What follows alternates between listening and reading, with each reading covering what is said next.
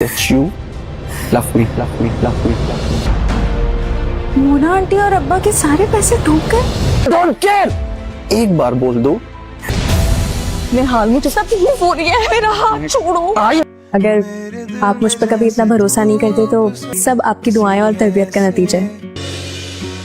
Ready, 1, 2, मैं आज अपने फैसले खुद नहीं ले पाती। 2, 3.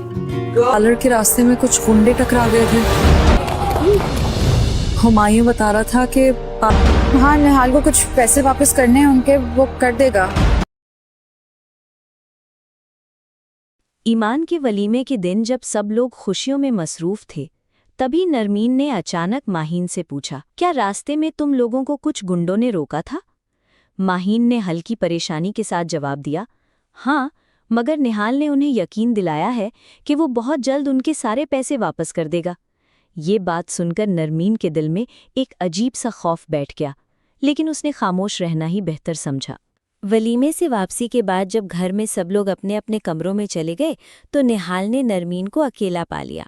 वो आहिस्ता से उसके करीब आया और एक बार फिर उसका हाथ मजबूती से पकड़ लिया। नरमीन दर्द से तरप उठी और फौरन अपना हाथ छुड़ाने की कोशिश करते हुए बोली, छोड़ो मेरा हाथ, मुझे तकलीफ हो रही है। मगर निहाल के चेहरे पर जरा भी नरमी न आई। वो सर्द लहजे में बोला, मुझे तुम्हारी तकलीफ से कोई फर्क नहीं पड़ता, जब तक तुम खुद ये कबूल नहीं कर लेती कि तुम मुझसे बेहद मोहब्बत करती हो। नरमीन की आंखों में गुस्सा और नफरत साफ दिखाई दे रही थी।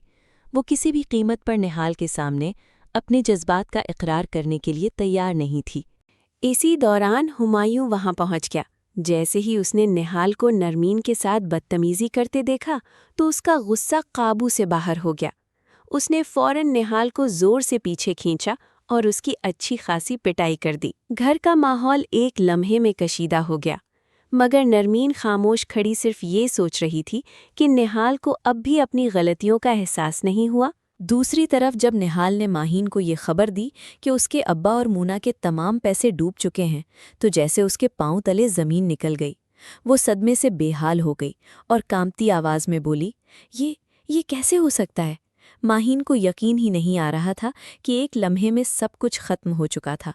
उसकी आंखों में आंसू भर आए, जबकि निहाल खामोश खड़ा आने वाले तूफान का अंदाज़ा लगा रहा था।